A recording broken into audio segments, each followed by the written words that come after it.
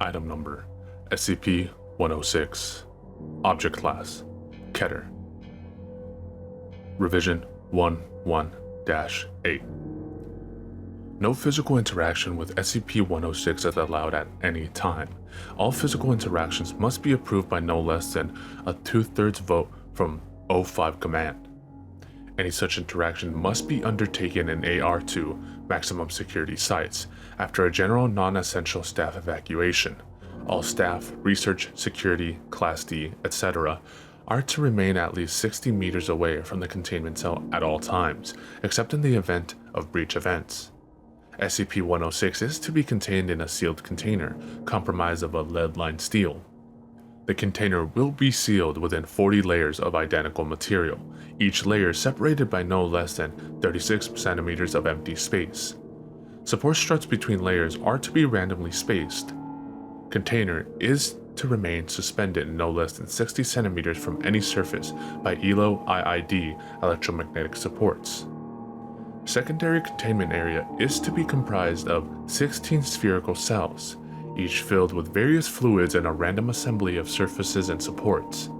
Secondary containment is to be fitted with light systems capable of flooding the entire assembly with no less than 80,000 lumens of light instantly, with no direct human involvement. Both containment areas are to remain under 24-hour surveillance. Any corrosion observed on any containment cell surfaces, staff members, or other site locations within 200 meters of SCP-106 are to be reported to site security immediately. Any objects or personnel lost to SCP-106 are to be deemed missing/KIA. No recovery attempts are to be made under any circumstances.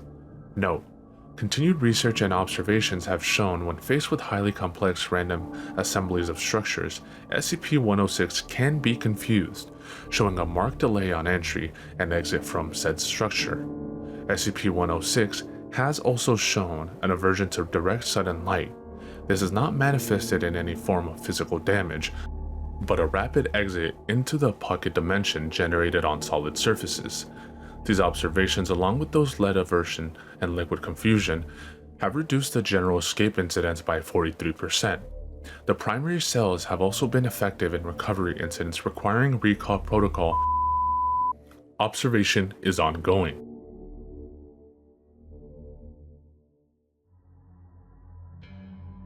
SCP-106 appears to be an elderly humanoid with a general appearance of advanced decomposition.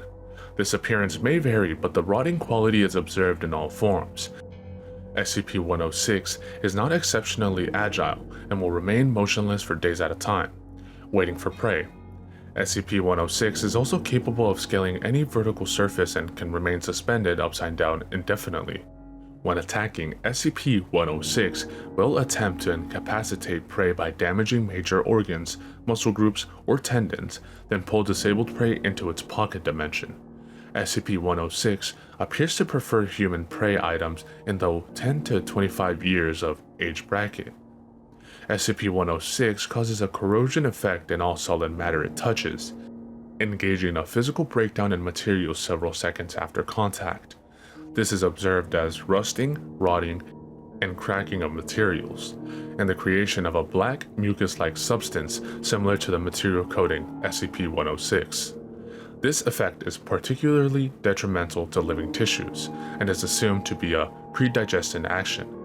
Corrosion continues for 6 hours after contact, after which the effect appears to burn out. SCP-106 is capable of passing through solid matter, leaving behind a large patch of its corrosive mucus. SCP-106 is able to vanish inside solid matter, entering what is assumed to be a form of pocket dimension.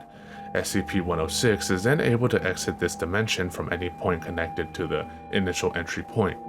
Examples: entering the inner wall of a room and exiting the outer wall. Entering a wall and exiting from the ceiling. It is unknown if this is the point of origin for SCP-106 or a simple layer created by SCP-106. Limited observation of this pocket dimension has shown it to be comprised mostly of halls and rooms with data expunged entry. This activity can continue for days, with some subjected individuals being released for the express purpose of hunting, recapture, data expunged.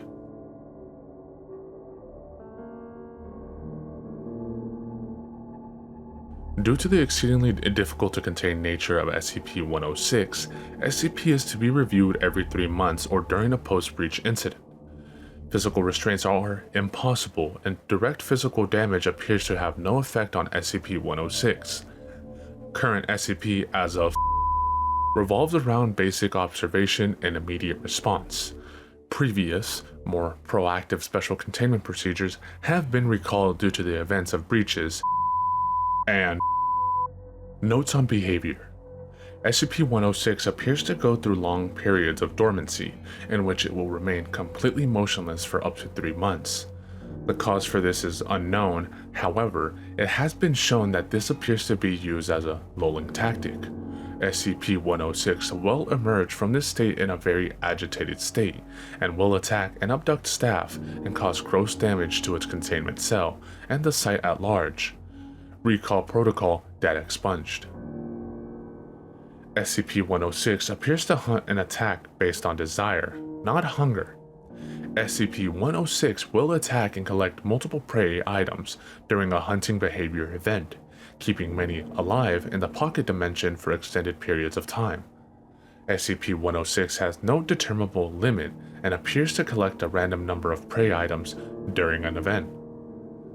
The interdimension accessed by SCP-106 appears to be only accessible by SCP-106.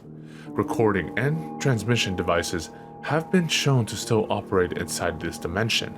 The recordings and transmissions are very degraded. It appears that SCP-106 will play with captured prey, and appears to have full control of time, space, and perception inside the dimension. SCP-106 appears data expunged. Recall Protocol. In the event of a breach event by SCP-106, a human within the 10 to 25 years of age bracket will be prepped for recall, with the compromised containment cell being replaced and restored for use. When the cell is ready, the lair subject will be injured, preferably via the breakage of a long bone, such as the femur, or the severing of a major tendon, such as the Achilles tendon. Lair subject will then be placed in the prepped cell, and the sound emitted by said subject will be transmitted over the site public address system. SCP-106 will typically begin to gravitate towards the lure subject within 10 to 15 minutes after hearing this subject. Should SCP-106 not respond to the initial broadcast, additional physical trauma is to be administered to the lure subject at 20-minute intervals until SCP-106 responds. Multiple lure subjects may be used in the case of a major breach events. SCP-106 will typically enter a dormant state after finishing with a lure subject. In addition, subjects may data expunged.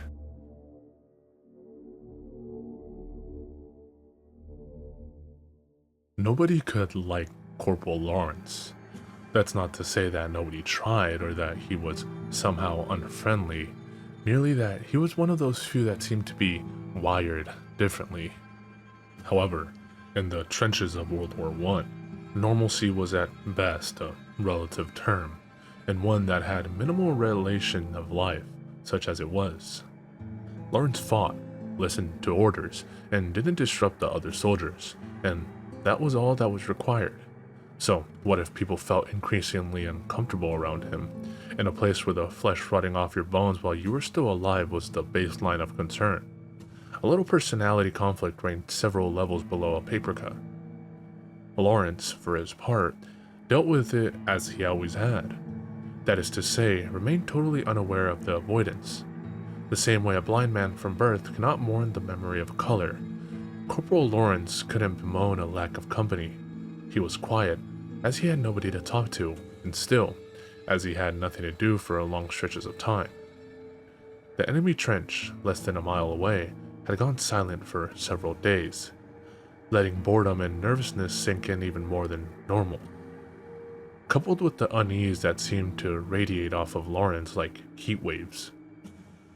The worst part was that there was no distinct reason to dislike the corporal.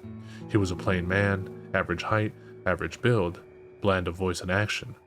Nobody could recall him raising his voice in joy or anger. He did have the occasional odd mannerisms, however. He tended to stare a beat or two longer than was acceptable at people. He rarely slept as well, and bunkmates said he would mumble in his sleep almost constantly. The content of those nocturnal ramblings, when they could be understood, were often odd and potentially unsettling. One private moved to another barracks when he heard the name of his daughter pass Corporal Lawrence's lips, followed by a bubbling, muffled giggle. It was strongly theorized that he was sent over the trench by his commanders more out of a desire to have him away than for his minimal combat skill. He and 14 of his fellows were sent across the nightmarishly scarred waste of the no-man's land between the trenches to reconnoiter the enemy trench and secure it if possible. Many seemed to hope that Lawrence would have the opportunity to prove his devotion to his country by making the ultimate sacrifice for it. It was while he was gone, that 3-day gap as the men held their breath, waiting for a surprise volley of shells, that someone started asking questions. Whereas before, it was almost taboo to speak of Corporal Lawrence, since the departure of both him and his aura. Rumors seemed to descend with the passion of the denied. Nobody remembered him ever talking of home. No sweet-smelling letters came, no soggy dirt-streaked letters left. He mentioned his dreams often and griped sometimes with the men over missed foods or pleasures, but never with any real passion. Questions started to float among even the higher levels of the command. Nobody was able to factually find his station orders. He'd come in with a squad of reinforcements transferred from France, but there was no paperwork. The rest of the reinforcement squad had never seen the man before he'd been lumped in with them the night before the trip, along with the snips and scraps of other squads decimated by the Germans. Whispers filtered among the grunts of the corporal being a curse. Nearly every man who'd shared his bunkhouse with him had gotten trench foot, and the rooms he haunted always seemed to smell more musty and sickly sweet, even for the trench. The men sent over the no-man's land with Corporal Lawrence heard and cared for none of this. Just another man among many, all with death certificates awaiting a stamp that could fall at any moment. They moved fast and low, from crater to crater, slipping over slick mud and barbed wire, the only thing that seemed to grow in that blasted waste. Charging the last spurt into the trench, they were greeted not with the harsh bark of German orders and rifles, but a dense, close silence. Preparing for ambush, the men started to filter out into the tunnels and halls of the trench. The men, already nervous, were not calmed by their investigation. The trenches stank of mold, sweat, and a thin undertaste of rotten fruit. A vile, glowing slime seemed to have pulled in every divot and crack, sticky as glue and itchy on the flesh. In a world where rats and insects would try to snatch food from your mouth, even as you ate, they saw nothing alive, not so much as a fly. An armory lay in chaos, munitions spilled on the ground, rifles tossed like pickup sticks. A mess hall had been reduced to ruins, the tables and chairs piled in the center of the room, charred and twisted, the rations seemingly stamped into the dirt by many feet. And still, nothing, alive or dead, was found by the increasingly anxious soldiers. Private Dixon found the first body and managed to cry out before vomiting. They knew it had been a man only because nothing else of that size could have been there. It lay on the floor of the barracks, the entire floor. The flesh of it had been smeared, somehow spread like butter over the rough dirt floor. Bones, already looking pitted and rotten, stuck out at random angles, like dead trees in a still swamp. The skull rested on one of the highest bunks, facing the doorway. 10 gleaming white fingertip bones cracked into the cracked eye sockets. As one man went to examine it, he found the back of the skull had been crushed open, the rotting, sagging sponge of a tongue stuffed into the otherwise dry cavity. More remains were found, each seemingly more unsettling and strange than the last. A ring of hands and a sandbagged watchpost, 10 of them, fingers interlaced like a basket, the wrist ragged and broken. 2 men in a tunnel, skin leathery and as thin as mummies. Eye sockets staring and empty, mouths locked and possibly wide, their clothes mere rags under an oily black scum. The latrine sent even the hardiest back gagging and shivering, overflowing with excrement and offal. Gobbets of meat bobbed and oozed in the foul sludge, the whole surface dotted with what looked like thousands of clean, slick eyeballs, nerves and tendons fanning out like goldfish tails. Corporal Lawrence was the first to find the hole, the other men loudly debating the better part of valor and their rapid withdrawal from the nightmare trench. It was small, in a section of fresh digging, the start of a new arm of trenches projecting closer to the enemy lines. No more than 4 feet across, it seemed to be the accidental uncovering of a natural chamber, the empty blackness of it defying investigation. Private Dixon, recovered and blessedly numb from his previous ordeals, saw the corporal prod the edge with his boot, then crouch to peer in, then suddenly slide in head first before the private could so much as utter a shout of a question. The private was a good soldier and rushed to the perceived distress of his fellow. When questioned later, he could provide little illumination as to what happened over the 2 minutes Corporal Lawrence spent in the hole. He could see nothing. The light of a torch seemingly gobbled up a few feet into that dense blackness. There were sounds, the rustle of movement over loose stone or rubble, an odd liquid shifting, a dry rustle that made him think of the insect husks he used to collect in the summer. As he shouted for aid, there was a sudden upwelling of a repulsive stench, like a reptile house gone sour and old, and his fellow soldiers found him retching helplessly beside the hole when they came around the turn. It was as they rushed to Private Dixon's aid that the hand emerged from the hole. They stopped and raised rifles as one body, roaring for the owner of that pale, trembling hand to identify himself. As they watched, another hand joined the first, followed by the pale, shivering head of Corporal Lawrence. He was streaked and smeared with a tarry black ooze, hacking and coughing thinly as he hauled his body up beside that of the gasping private. As they moved to help the man, the corporal vomited up a heavy stream of the same repulsive slime that coated his body in smears and globs, his curled, shuddering body voiding more of it into his saturated, fouled pants. They were hesitant to touch him, finally doing so after the seemingly endless river of grime stopped pouring from him. He was insensible, eyes rolling and wide, body as limp as a boned fish. The men quit the trench with all speed. Half dragging the corporal out, they ran, with no thought to cover or death, only escape. They crossed in record time, falling into their home trench like so much cordwood, gasping and shivering. One man, known to have bludgeoned a German to death with a brick, curled on the floor in a sobbing heap. The commanders moved quickly, isolating the men and trying to calm the most lucid for a report. What spilled out would have been immediately dismissed as lies and hallucination were it not for the earnest, pleading stares of those reporting.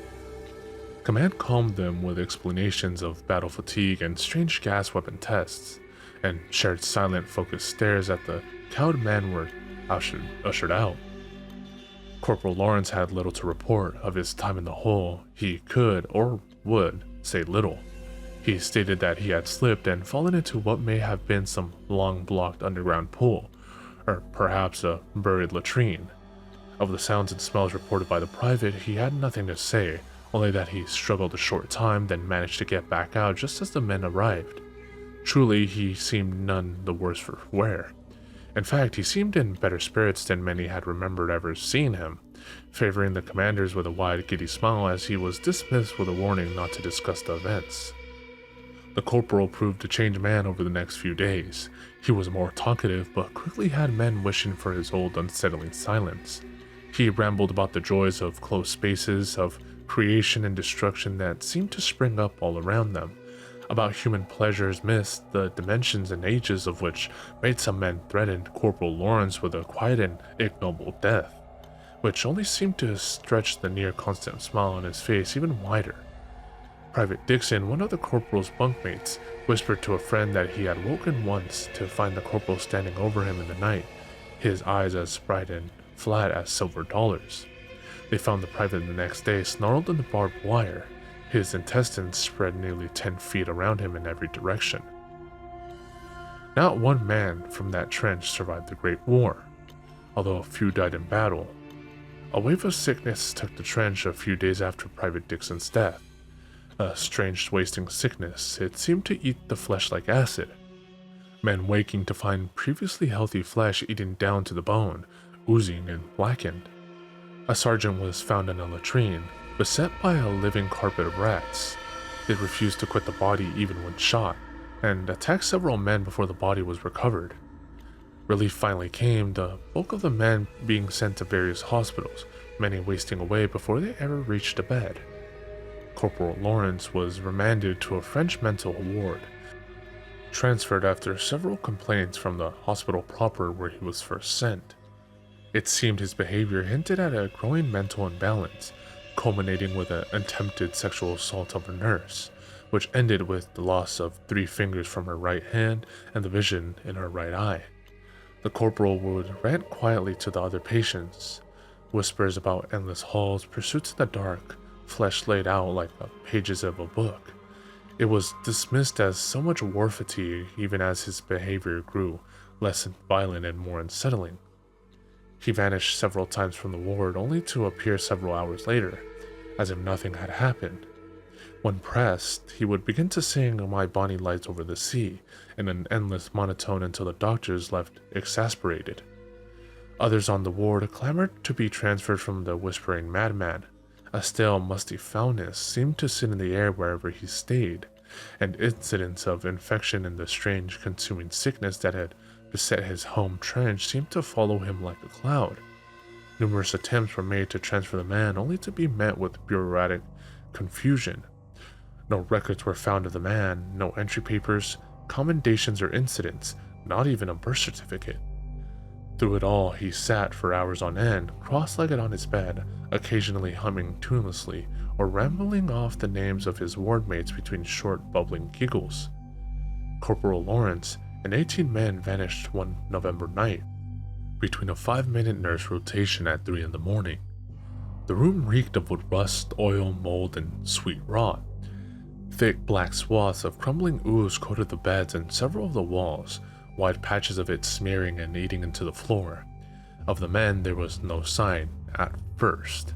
As they searched, one nurse shifted a bed aside, only to shriek and nearly trip across one of the sunken, reeking depressions on the floor.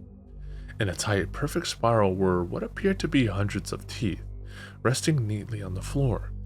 After counting, they accounted for the total of all the teeth of every living soul in that ward. But one. The corporal was never found, nor were the men. The incident was swallowed by the constant barrage of horrors from the front and forgotten with ease. Stories of a cursed trench wandered across the front lines, often squelched for being bad luck. Still they came. Stories of strange deaths, of disappearing men, found days later alive, but broken and twisted beyond comprehension. Stories of a savage, dark figure stalking the bomb-ridden towns of Europe. This may be the only known image of Corporal Lawrence ever recorded, taken several days after his return from the hole in the German trench.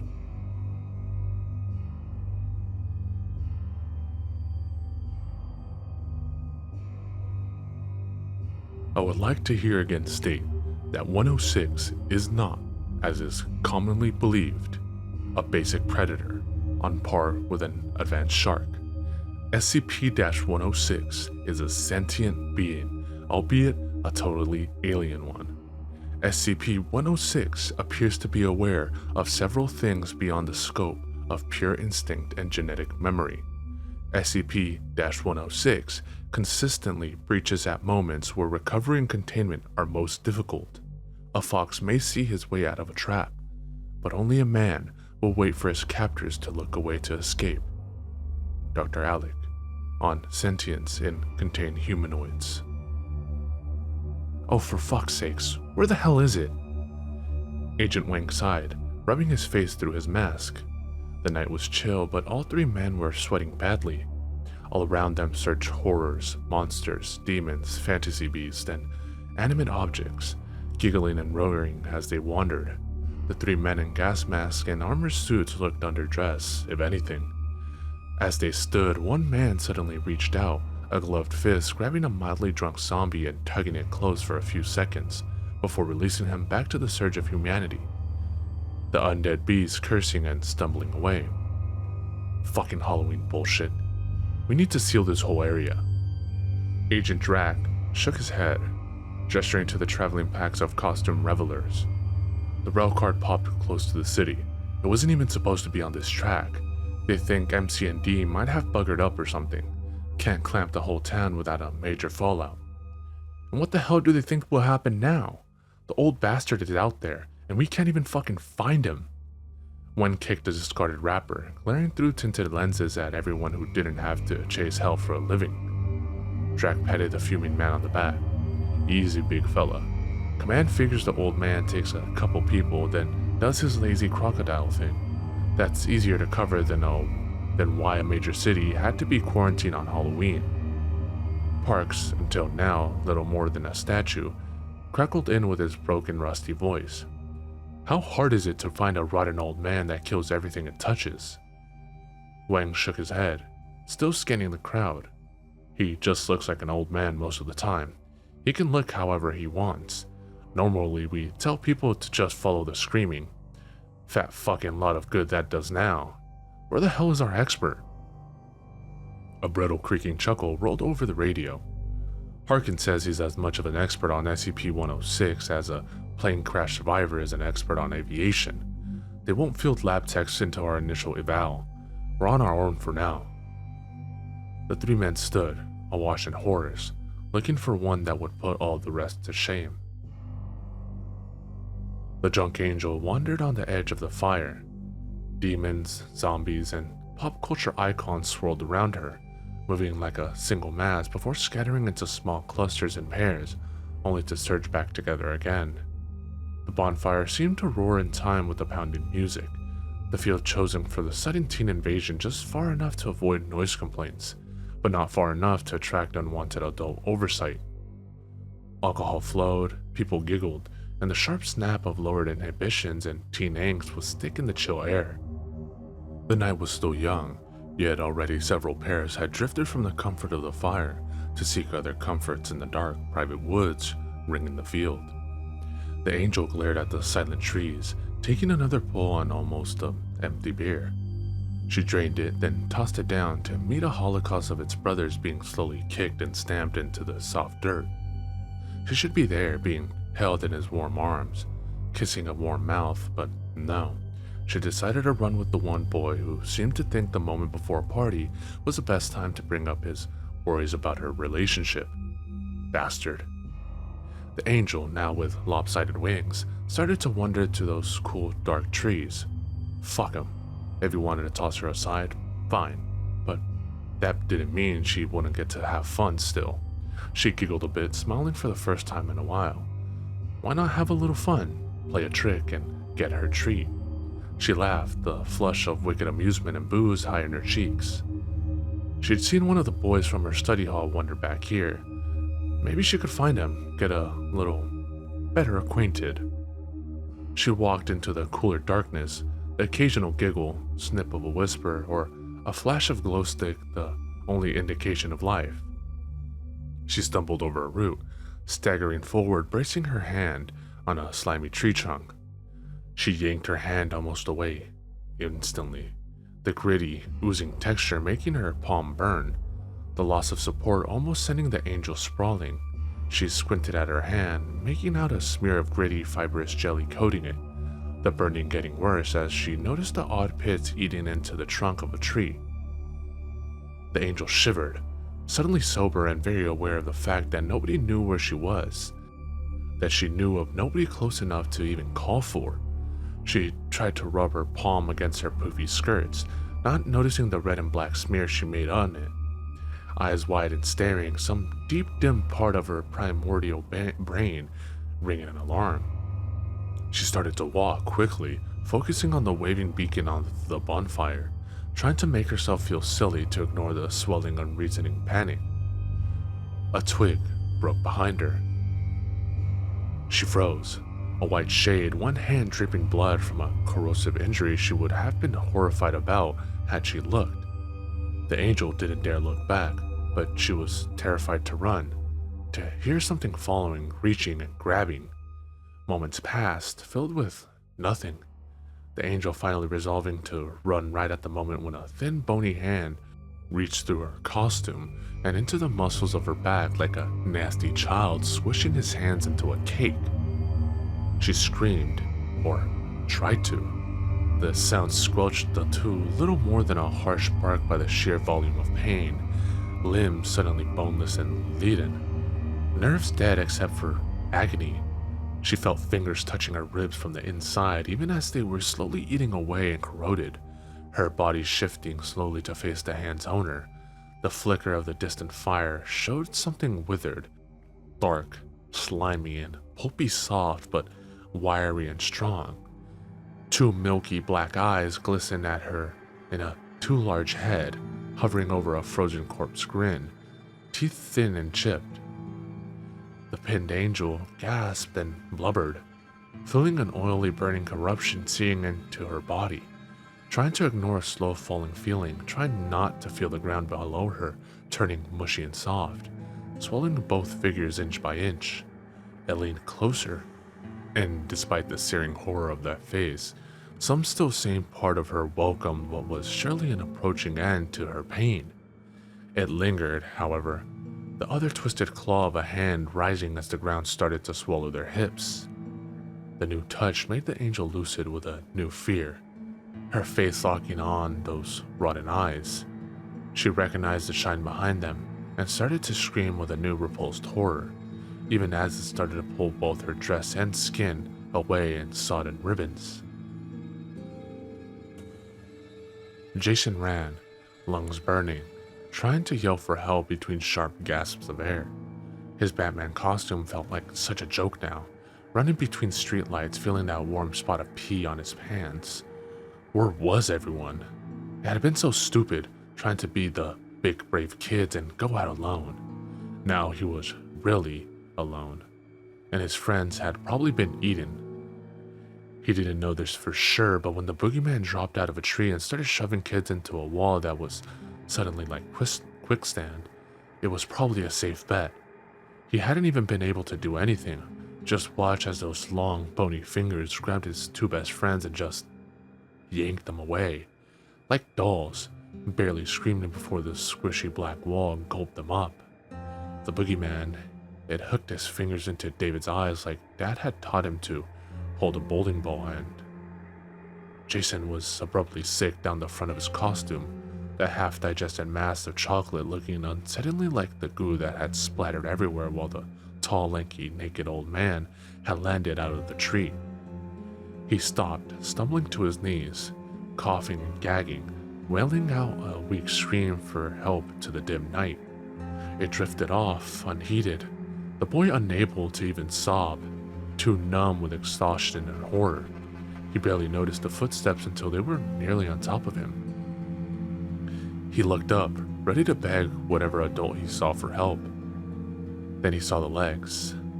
Thin, black, the feet looking pulpy and flat with age, the concrete under them turning cracked and gooey.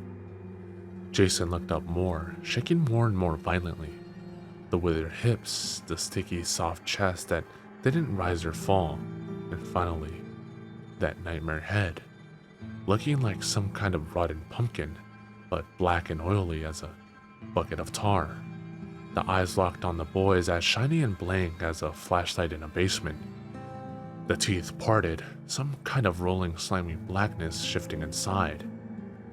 Jason stumbled back, gasping, trying to scream, but unable to even breathe correctly.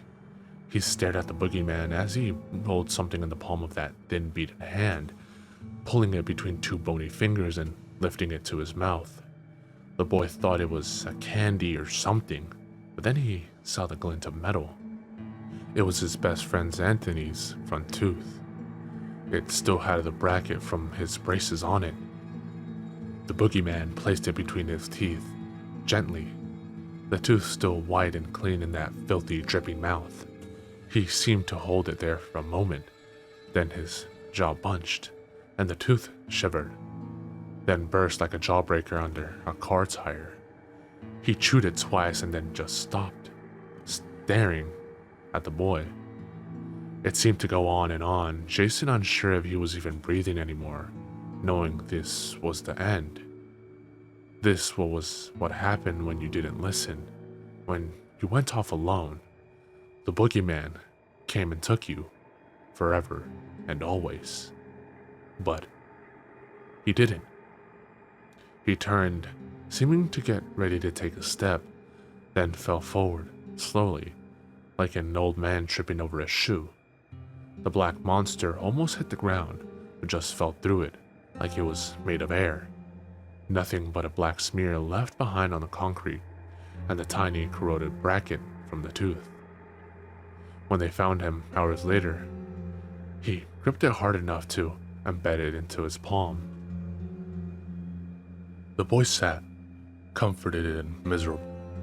His mother had been nice enough to let him at least wear his Mario costume, but even he had to admit he was probably too sick to walk around the house, let alone outside for hours in the cold.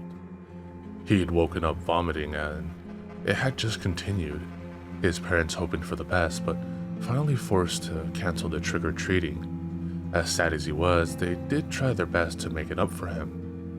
There was a small bowl of candy for him with the promise of any leftovers would be given to him, and he could watch all the scary movies he liked. Trick or treat. Aw, such a cute turtle. And what are you, honey? I'm Rapunzel. Well, here you go, princess. Thank you. He hadn't even wanted to help pass things out. It was better to just try and ignore things, just pretend everyone else was inside too. That made it better. He tugged the floppy hat down a bit, trying to convince himself that his tummy wasn't feeling like a hedgehog was rolling around inside. He watched the zombies lurch across the screen, half wishing that the screaming people running for the house were kids from school. Trick or treat. Oh, what a nice vampire. I'm Draculara, roar. So fearsome. Here you go. Thank you. He turned up the movie, the slow groans of the walking dead drowning out the happy shouts of the living. The worst was going to be tomorrow, being forced to listen to everyone, watch them eating candy and talking about different houses and adventures. He sighed and swallowed thickly, his stomach doing another slow, oily roll.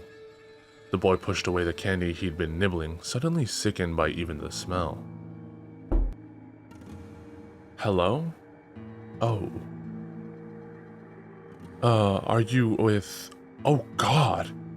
The sudden rising shriek of his mother made the boy suddenly bolt upright, his stomach clenching even worse, but now totally forgotten. He couldn't see her from the couch, but he could hear noises, thumping and muffled shouts, and some kind of slimy-sounding rustle like sewage over dry leaves. He stood and started to peer around the short wall blocking the entryway, calling with a hesitant voice, scared of not getting a response, but almost equally so of getting one. He was only a few feet away when the hand whipped around the wall, gripping it tight. It was black-gray and thin, as bony and thin-skinned as its grandmother's, with wide flat nails gripping the paint hard. Where it touched, a black stain was spreading, like grease on a paper bag, the knuckles looking puffy and thick as they flexed. The boy stared, backing up slowly, calling again for his mother, his voice starting to plead. The hand flexed, actually sinking into the wall, as that stain spread, and a nightmare peeped around the corner. The head was thick, misshapen and lumpy, like a poorly made scarecrow, the skin thin and jelly-like. Two hard, glistening eyes, the color of maggots, stared from above the thin, wide slash of a mouth. Their eyes locked, and the boy felt fear wash from his head down to his feet, his stomach boiling like a forgotten kettle. His nerves screamed to run away, but he couldn't make himself stop watching those eyes, feet moving slowly backwards like a sleepwalker. The hand and face shifted a bit, and there was a wet, heavy, dragging noise as his mother was pulled into view. She was dead, or close to it, moved forward by the hand in her chest like a sock puppet. Bits of her, black and pulpy, smears of that black stain eating into her face, her neck, her arms. Her chest was a black jelly-coated hole, the thing's other hand buried in it up to the wrist. The bloodless, ruined remains of his mother hanging from it like a rag doll. He screamed, then threw up, little more than a mass of bile and half-digested snacks, then ran shrieking up the stairs, begging for his mother, his father, anyone, someone. He slammed into the bathroom, shutting and locking the door, shaking and crying. His dad had gone down the street to visit. He'd be home any second, and he'd fix this, somehow. He'd call the cops or something, get them out of the house, leave that black thing far behind. Maybe Mom was just hurt. People could get really hurt and still be fine. He'd only seen her a few seconds. That thing was just some psycho in some costume. He'd probably run off as soon as he heard someone coming, and it'd be okay then. It'd be fine. He kept whispering this to himself, feet braced on the sink, back against the door. He was still repeating it when the face pushed through the wood above him. He heard the crackle and looked up, to see that hell face looking down, inches above his head. The floor under his feet suddenly felt sludgy and soft as he stared, the mouth splitting open, to let a tongue as rotting and as bloated as a dead fish roll free, and down, sliding down onto that horrified face like a syrup, burning even as he felt his legs sinking down and down, unable to even move really as that soft, slimy flesh burned like an acid into his face, feeling his nose cook down like an overused eraser, screaming just long enough to catch a few feet of that endless tongue in his mouth, gagging hard before the nerves died, starting to pass out as he felt the nightmare tasting his eyes. Drac awoke feeling like he'd been sleeping on a pile of rusty car parts. He sat up, twisting and trying to locate the source of the throbbing pain in his leg.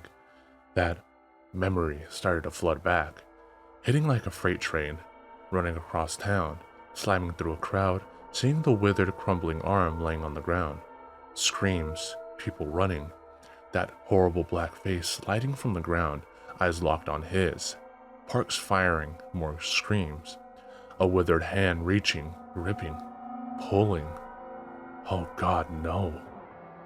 He looked around in welling horror, pleading with his own brain to lie to him. The room was dark, dirty, and low ceilinged. Tufts of dirt and debris in the corners, the grayish paint peeling in ragged streamers. The stained ceiling and floor warped and lumpy. A doorway opened into the darkness. A vague, insistent noise sounding from far off. The light was dim, but didn't seem to come from anywhere, seeming just a weak, omnipresent glow with a slightly green cast, like deep ocean water. Drac knew this room, even though he'd never been here, at least once very much like it. The old man liked to dump his new catches here before he found them. Drac rose quickly, hunching down to avoid a sagging bulge of the ceiling. He barely wanted his shoes touching this place, let alone anything else. He winced, feeling a dull, empty ache in his leg, high in the calf, probably where it grabbed him, and damned if he was going to check it. He limped a few steps, making sure it could bear weight, eyes sweeping over every surface. He breathed slow, deeply, remembering the file, the brief. Time was subjective.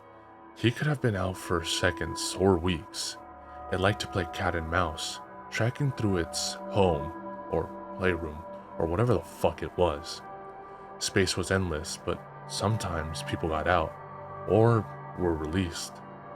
Keep moving, don't hide, because it was God here and would know.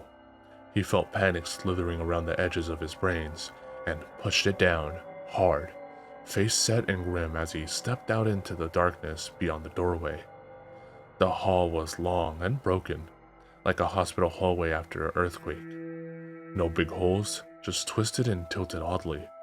He creeped down, as close to a wall as he could get without touching it, feeling gritty plaster crunch under his feet. The noise was louder, the sound of high-pitched monotonous crying. It set the teeth on edge, but they'd said it would be like this. The key was to keep moving, keep looking.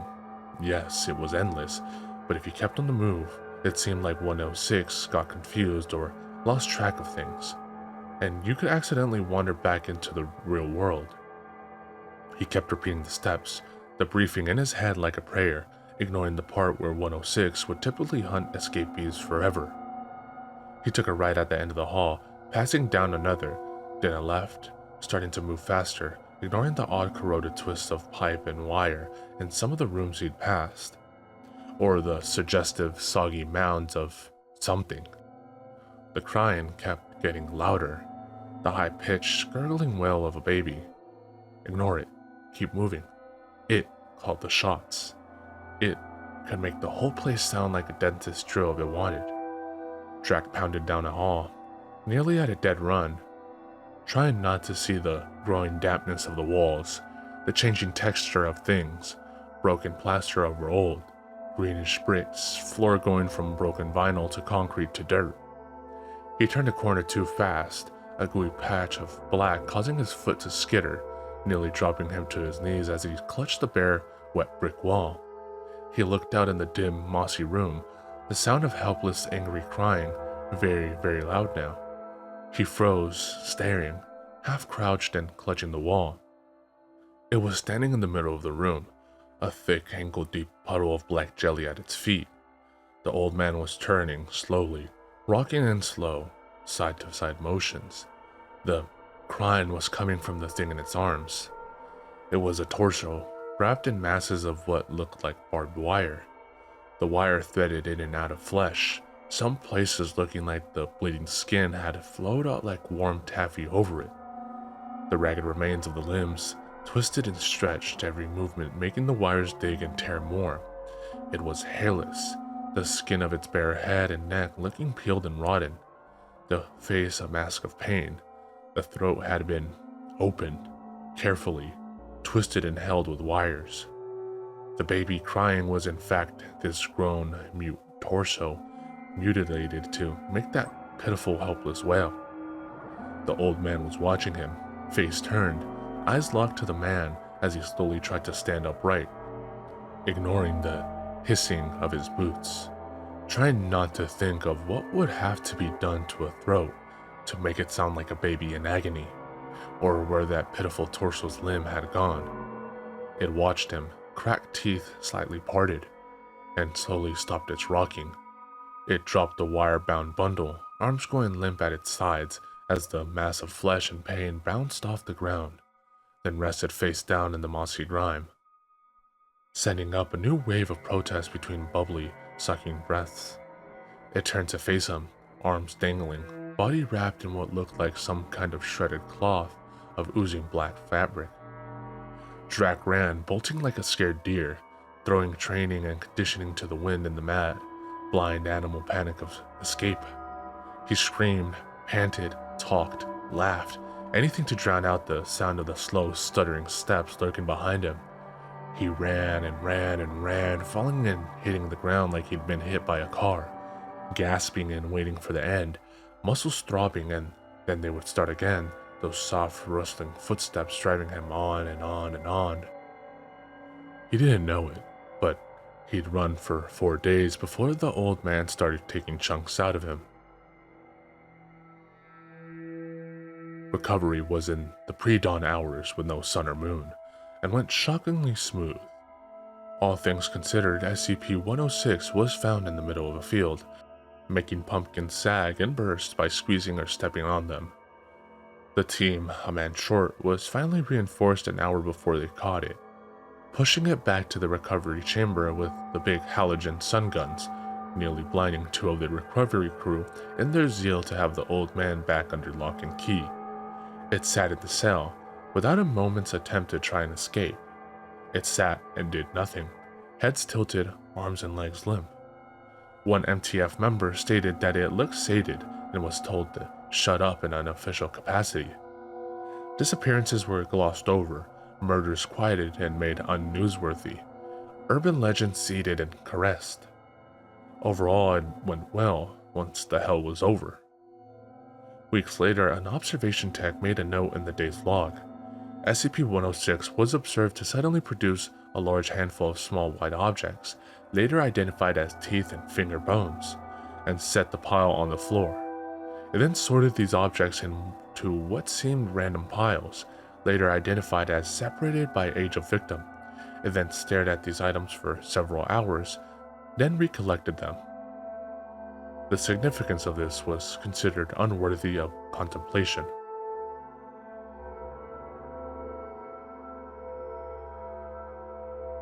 She didn't hear it, not at first. At this time of night, the labs were deserted. The whole of Site-120 was practically empty, quarters dim and silent, offices shut, experimental apparatus crouched in shadowy chambers. There were no anomalies contained on site, so the only people left in the compound were a couple of security staff, and a 63-year-old researcher hunched over a bench full of notes and textbooks, a single desk lamp right against the lab's enveloping darkness. She had always been wrapped up in her work, her colleagues said. There was no one to go home to. She had been with the Foundation for many years. Many late nights like this, engrossed in the calculations and correlations spread in front of her, so she didn't hear the noise, not when it started. A soft, crackling hiss from the far corner of the lab, a sound like wet leaves in a fire, like whispers from a dried-up throat, just at the edge of hearing. It wasn't until she breathed in the smell, faint but thick with rot, that she started from her work, turned, and noticed the sound. The researcher pulled herself down from her lab stool, that familiar stiffness in her hips, an unwelcome reminder of the hours and years she had been in the lab. Absently, she pushed her glasses back up and peered across the darkened room. The noise was still there. A few seconds of listening failed to resolve it into anything readily explainable. She had taken 4 steps across the lab when the lamp behind her blinked out. Swallowed in darkness, she froze. The noise had been gone. Her breathing had grown rapid and shallow, and she forced 2 deeper breaths before taking out her phone and switching on the torch. After a moment's hesitation, she turned back to the workbench to see what had happened to the light. As the torch beam swung, the first thing she registered was that there was something different on her pile of work. Something foreign, dark, wet, bloody. Her brain caught up. It was a human kidney, complete with ureter and a tangle of blood vessels. It glistened in the torchlight, a crimson stain seeping into the paper beneath it. Her throat grew tight. The noise started again. It was thicker, somehow, moist.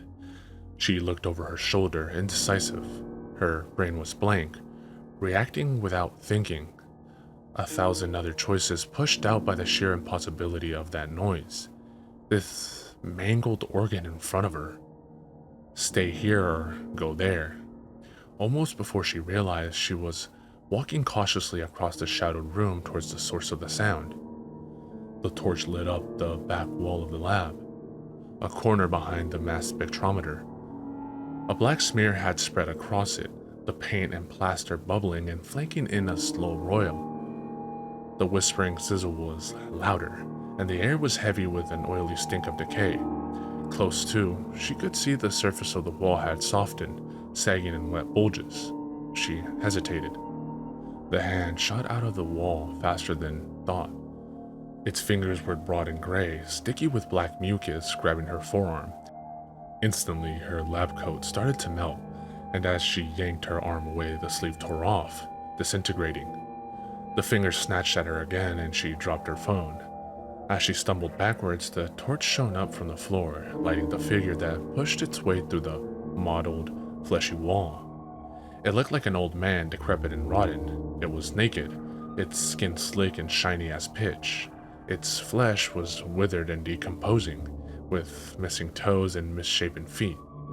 A distended gut protruded up obscenely from beneath a narrow chest, arms spread wide in a mockery of greeting. Above a ruined throat, she saw a too-wide mouth locked in a rictus grin, and eyes. Oh god, those eyes. The thing emerging from the wall before her looked like a man, but its eyes were gray and flat as a shark's. The researcher took another 2 steps back, reaching behind her for something, anything solid to hold. Her breath caught in her throat. The old man stood still, dripping black foulness onto the floors as the tiles began liquefying beneath him. Her phone sank beneath the surface. The torch flickered out. In darkness, she ran. She was panting by the time she reached the lab door, ruining her age. The extra weight she carried, every exercise session postponed. As she turned to close the doors behind her, she could see that hideous figure pacing deliberately across the room. Something about its lack of hurry unnerved her deeply. She forced herself to keep running down the corridor, calling for the night guard, hoping he was close. "Frank! Frank!" After the second turn, she saw him halfway from the guard station, gun in his hand. "What's wrong?" Frank jogged up to her, and she doubled over, spots in her vision. "Frank, thank God, it's..." Her chest was heaving, and she could hardly speak. How could she describe what she had just seen? "Slow down, eh? Take a second to..." Frank tailed off, and she looked up to see his gaze fixed on the end of the dim corridor. She knew what he had seen. The old man walked towards them, trailing a viscid ooze. When Frank trained the torch on him, his eyes shone avid and empty. 20 feet from them. "Hey, stop now!" Frank shouted. "I will shoot you." The grinning cadaver kept coming. 15 feet, 12. Frank fired 3 shots. 2 shots hit the chest. The old man stopped, gradually crumpling forward. The researcher let out a breath. The glistening corpse sank into the floor, swallowed by the slime it had generated. She felt sick with shock. What the fuck was that? Frank started towards the blackened floor, but she held his sleeve. "Wait, I think it's some kind of acid." Her voice was hushed. Her throat felt raw. "We need to call someone." Frank pulled out his radio but paused, his thumb over the button. "Not until I know what to report." Suddenly, she didn't want him to move away, not even a few feet. "Please," she said, stepping into Frank's path. "There's nothing like this on the database. There's nothing. We need a MTF." "Hey, don't tell me my job," said Frank, sounded piqued. "First, I need to..." "No!" She was gripping his sleeves. "Frank, I know dimensional anomalies. And this was from one. I saw it step out of a wall." Frank tried to shrug her off, but pushed too hard. She fell awkwardly, a wrench of pain from her ankle. Tears sprang to her eyes, and Frank was instantly regretful. "Oh God, I'm sorry. I didn't mean..." He cut off, as a glob of black mucus landed on his radio, setting it fizzing. Frank dropped it like he had been stung and glanced upwards. The next drop landed in his right eye. The researcher scrambled backwards as Frank roared and clutched his face. She could hear the hiss as the corrosion ate at his eye socket from the inside. Then she saw that grinning face emerge from the dark patch on the ceiling. The old man dropped onto Frank's back. One hand slid into the muscles of his shoulder like it was dough, and Frank's roar became a scream. As he crashed into the wall of the corridor, she saw the other hand sink into Frank's throat and tear, and the scream was abruptly cut off. Frank started to collapse into the wall as it darkened around him. The last thing she saw was those eyes, locked on hers as they sank back into the dark blackness. Empty eyes, but somehow full of promise. Her heart pounded, and the taste of bile was in her throat. She tried to stand, but she was lightheaded and her ankle was throbbing. She had to run. She had to run. Every second not running was death. Dragging herself up on a cabinet, she tried to think, eyes flicking between the ruined radio and the puckered bruises on the wall and floor. Run. Where? Guard's office. No alarm. She forced herself forward, gasping at the pain in her foot. Her lungs burned. Every shadow in the half-lit hallway loomed like a threat. Not much further now. Don't look behind. Each step was a battle, trying to move faster to stop her leg from buckling. Forward momentum was the only thing keeping her upright. She rounded the last corner, saw the guard station at the end of the hall. It looked empty. She could make it. With a grunt of effort, she pushed herself to a final run, closing the final yards and crashing through the guard room doors. Her first step inside sank shin deep into the frothing muck that used to be the floor. She fell and her hands were caught too, skin burning as they were sucked deeper into the ground. Looking up, she could see the console with the alarm button just out of reach, and she wailed in sick despair. It was the last sound she made before the world was consumed by night. Death did not come. She was submerged in a lake of pitch, but somehow the researcher could still breathe, could still think. Was she still falling? She couldn't tell. All feeling had vanished, her skin no longer stinging, although the blood still pounded in her ankle. She stayed there suspended for minutes, unsure of the passing of time, or what this meant. Then the gloom lightened, blurred, and resolved into a tiled floor. The gray light showed her a room she didn't recognize, but which was somehow familiar. Dust-dead leaves and scraps of metal were strewn across the floor, and one of the walls had buckled in on itself. She pulled herself over to the door and locked out into a dilapidated hallway, mold and rust covering the ceiling, and the floor contorted like a writhing snake. There were no lights, but the hall was lit by a gray-green glow, a sickly aurora undulating sluggishly across every surface. She'd been right. It was a dimensional anomaly, probably controlled by that thing. The researcher felt desperate. Probably it had made this place or had lived here for years, so it would know every inch. But if she had fallen into it, that meant there was a way out. She just had to keep moving and she would find it. She limped into the corridor, clambering over collapsed furniture and wiping plaster dust from her hands. The familiarity of the place snatched at her thoughts, but she tried to ignore them. Keep going forward. Look for an exit. Don't think about what might be behind you. Don't think about Frank. Don't think about that grin. Those eyes. A metallic buzzing grew louder, and she realized that it had been there since she arrived in this place. She tried to move faster. A gust of wind blew around her, fetid. Her heart was racing again.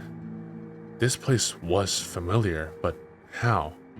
She needed to stop, just for a moment. She grabbed at a door handle, relief flooding her when it opened. She walked into her old apartment and spun in confusion. This was impossible. The disarray of the halls was gone. Everything here was in its proper place, but nothing about this place was proper. She had left this apartment more than 30 years ago. The building had been torn down. The researcher sped across the room, the need to rest forgotten. Everything here was hers, her books, her furniture. The window showed the same view, an incongruously bright day. How? She raced to the bedroom, her bed made, everything neatly put away. She opened the closet and the corpses fell out onto her. It was a mountain of decomposing limbs and organs, limp and slick. They slithered down at her under the weight of the pile, trailing gore. She retched at the deep, foul smell of putrescence, failing wildly to pull herself free. A bloated hand pawed at her leg as it fell, and she felt something slippery and soft under her feet as she stood. This assemblage would have taken dozens of bodies, she thought, still gagging. As it slumped further, it exposed a face she recognized, Frank. A deep hole where his eyes had been, and his neck was torn open, black jelly dripping from the flesh. Her eyes scanned the line of his body and saw his leg twisted viciously upwards, exposed bone protruding where the foot had been ripped off. She was trying to hold in a scream when she heard movement from the back of the closet. Without thinking, she ran. Behind her, the sounds of sinewy limbs pulling themselves clear of the corroded wall. She bolted for the door to her apartment, ankle screaming at her. She could feel the old man enter the room, only a few steps back. The metallic buzz constricted around her as she emerged. Staggering down the hallway, realization overwhelmed her. This wasn't some old hospital or school. Her apartment had given her the answer. It was twisted, corrupted, but this was Site 120. She couldn't think about why that was. What it meant right now was that she might know a way out.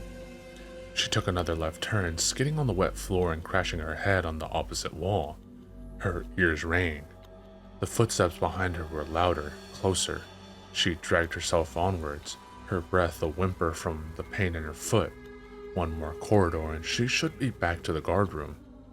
She hoped like hell that the dimension parallels held up. The footsteps grew closer. She could hear the drip of ichor. Her vision grew dark. The hall telescoped in front of her. A hand clutched at her back, her lab coat melting to tatters. The guard room was just ahead. She was exhausted. She couldn't make it. The floor beneath her started to bubble. With a yell, she crashed through the guard room doors again, pushing through the oily puddle behind them and surfacing in the real Site 120. The ghoul was still behind her. She fell hard on the console and slammed her hand down on the alarm. Klaxons blared, and the emergency light flashed. She turned, pushing herself as far as she could into the corner of the console. But the old man had halted in the middle of the room. It was staring at the light. She heard a new noise, like a deep growl. Suddenly, she realized that the corpse before her had a lump of new flesh in its throat, bloody and ragged. Frank's throat, she realized, and her stomach dropped. She looked again at the old man, seeing its misshapen carcass, patched and scarred. The old man was still transfixed by the light. Its growl built in intensity. Her mouth went dry. The thing looked at her with its dead eyes.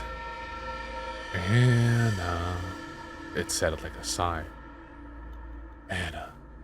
She made no sound. Her mind was screaming. The old man took a step towards her. Another step. 5 years, 11 months, 21 days, and 25 more years after that. Falling apart, rebuilding itself, rebuilding its world, for her. It held up its left hand. She could see the mark where the ring had been. She couldn't move, couldn't breathe, couldn't think. The old man reached towards her, tenderly holding her cheek. Her skin puckered and liquefied, flesh dripping from her face. It brought its grinning mouth to hers and kissed her, and her teeth became hot wax, fusing and corroding. She screamed then. The old man pressed his kiss harder into her open mouth, his swollen gray tongue melting hers and filling her throat with molten muscle and caustic jelly. The last thing she felt was the weight of the two of them, sinking into the floor, locked in a final, burning embrace.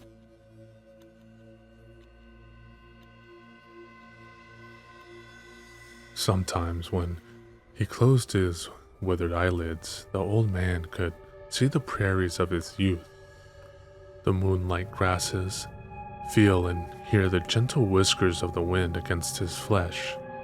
But that had been long ago, hadn't it? Sometimes when he dreamed, he would forget that he was old and leap through those fields, shrieking with the elemental joy of existence. There were others there, young like he was in the dream, their faces blurry but so heartbreakingly familiar. It felt wrong to have forgotten them. Then he would wake again and see the corroded metal walls of his prison. Technically, he was not bound in this cell. He could leave at any time. He just had to get up and walk out. But beyond, the world had changed into something lunatic, too bright, too complex, as though it had been designed to confuse and daze him. Burning white lights, random surfaces at dizzying intervals, so that the air seemed to drown or choke him. It had not been this bad when they had first brought him to this dismal place. Or perhaps it was he who had changed, his faculties dispersing themselves into the suffocating walls. So here he stayed. He would try to take refuge in fantasy, losing the present as he had lost so much of the past. But those open prairies were becoming harder and harder to call up on his own volition. Instead, he found himself walking endless twisted corridors, doors sagging with decay and dark, damp mold dripping from the ceiling. He wondered whether it was the ruin of his own mind he was imagining. He had been young once, he thought. He remembered his mother and siblings, though in his mind they had become mixed with his children, and how they had played amongst the trees and in the open prairies. He had been taught how to hunt. In those days, prey had been plentiful. No, not plentiful, he thought, but easier to catch. His mother had brought him an old tattered one alive to show him how to hunt, and he and his brothers and sisters batted and clawed at it until it shuddered and expired. Did it think? He wondered. Did it feel? Did it understand it was old and could no longer defend itself? Even then, his tribe had not been large, never more than 20. In those days, the prey were different. Their bones were long and thick. They had ridges over their eyes, and they wore the skins of other animals. Their teeth and claws were barely a threat to the long arms of his tribe. But sometimes they had other teeth made of stone they could hold in their hands, sharp glittering things that tore your flesh. Then the prey had changed, a smaller, scrawnier sort of prey, with more stone teeth than the others, so that at first the tribe still hunted the boneheads. The thinner prey hunted the boneheads too, though not for food, and between them the supply dried up. This new sort of prey was harder to hunt and catch even back then. They sealed themselves away in burrows which gave way to hives, with the horrible crisscrossing branches exactly perpendicular to each other that made his tribe's eyes water and their stomachs heave when they looked at them. And they had the burning light, like lightning but contained in a bundle of sticks. Still, they had prospered. He had found a mate. He found that if he tried hard, he could recall the curves of her body as they lay together, and had children who ran wildly over the plains like he had. But the prey had grown ever further entrenched, and it seemed the more the prey swarmed together, the harder it was to get inside, to skip over into the twilight world that let them move through the walls and floors of their hives. They ringed their hives with running water. The first time he had burrowed into that, he remembered the mind-consuming movement, a taste of what the whole world would become. How had he been captured? He thought for a moment that he could no longer remember until the outlines of a narrative suggested themselves to his mind. Was it true? Who could tell? He had been alone, perhaps for decades. The last member of his tribe, he could no longer recall whether it had been his mate or one of his offspring, had vanished one day, like all the rest. He sometimes entertained himself with the thought that she was still alive, then wondered what that meant. He would not wish this disintegration, this incomprehensible confinement, on her or any member of his tribe. He thought he could remember waking one day and feeling hungry, more hungry than he had ever felt in his whole existence. He had roused himself from near hibernation in the tree where he lived and descended. The prey's hive nestled in the shadow of a hill on the far side of the lake. The old man remembered being far larger in his childhood. The prey drank it. He had realized one day long ago, and in their teeming thousands depleted it. When it was dry, the prey would be gone, and then what would he do? He had approached, moving over and through earth they had pockmarked with their tall gold seed, leeching the life out of it. The hive was bigger than he remembered, and more dazzling. The luminescence the prey produced to light their way through the night that had once belonged to his tribe, catching off big, flat, reflective surfaces that seemed profoundly unnatural. Just one, he thought. He just needed one of them. Then he could sleep again. He would find one of the caves the prey made under their hives and sleep. He shivered as he passed through cold yellow light. Here, at the edge of the hive, they still had open areas around each burrow, though they had grazed the grass so thoroughly there was almost nothing left. He remembers seeing one of them, small, tender in his mind's eye, and the old man drooled.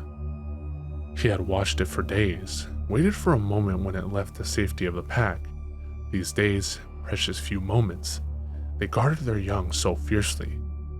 Then, while it was running near its burrow, he took it, long arms closing around it and fingers searing into its flesh. A twist practiced many, many times, and it was gone. He could not wait to hide. His hunger was too severe. His remaining teeth were already gnawing at the soft tissues of its nose and ears, even as he hugged the small body to him and shrank into the shadows of the tree line. Then the light, then the pain. The prey had found him hours later, eating what was left of the infant, and shone their brilliant lights in his eyes. Blows fell on the old man, crushing him. He felt something pop in his arm. Something shining was looped between his wrist and the tree, and they went away.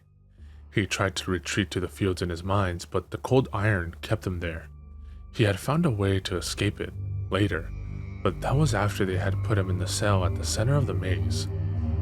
Then the white coats had come and taken him away, and the lights had grown brighter and the pain more intense. No food. No food.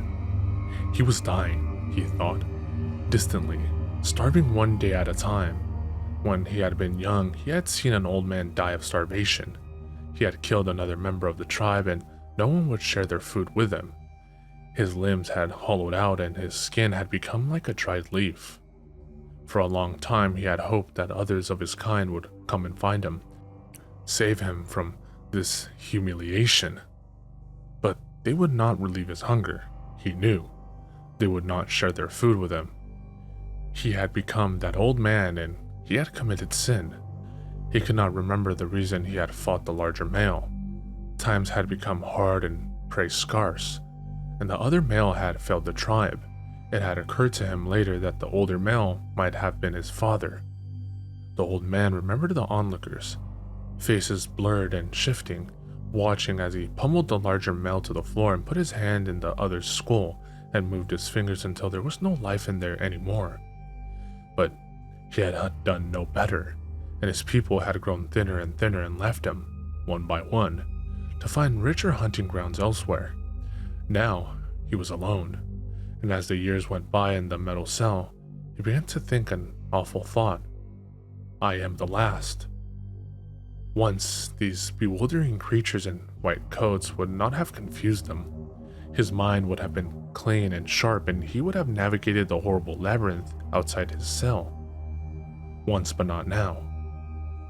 Now he wandered alone in the crumbling steel darkness, the pain from his stomach overwhelming what was left of him. I have lost everything, he thought. I have lost everything. He twitched as he realized that in his distress, he had drifted further from his cell than he ever had before.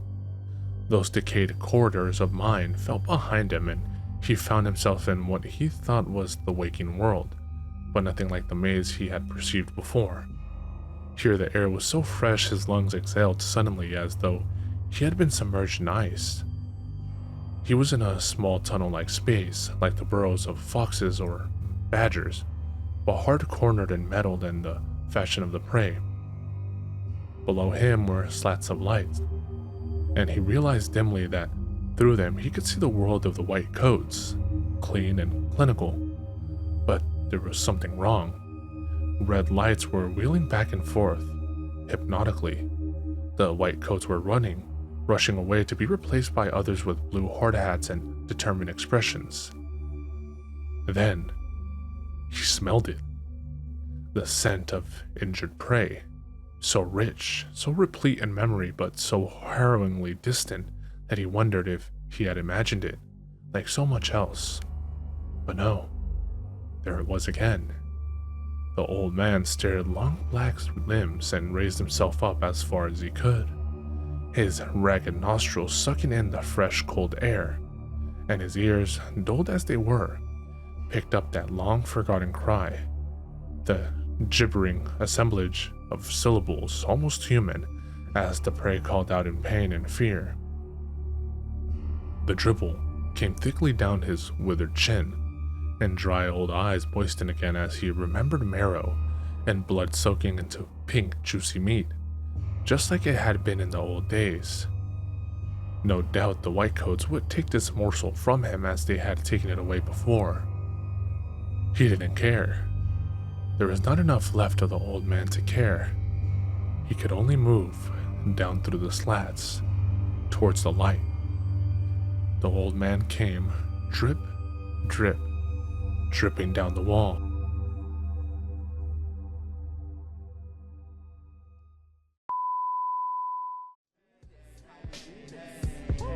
Two-Face, met in the flow, plus getting the dough. We be checking your hoe while you sweating the flow. I be intellectual, incredible, flexible. I turn the virgin sexual, impeccable, but technical. I be the first letter, you ain't know, check the alphabetical order. My natural elements, chemical shorter to leave it cruel. More bloodier, dimensional waters on the 28th. Your thoughts are pennyweight, I'ma generate these bonds. Watch as I detonate. At any rate, I separate like racist niggas segregate you featherweights.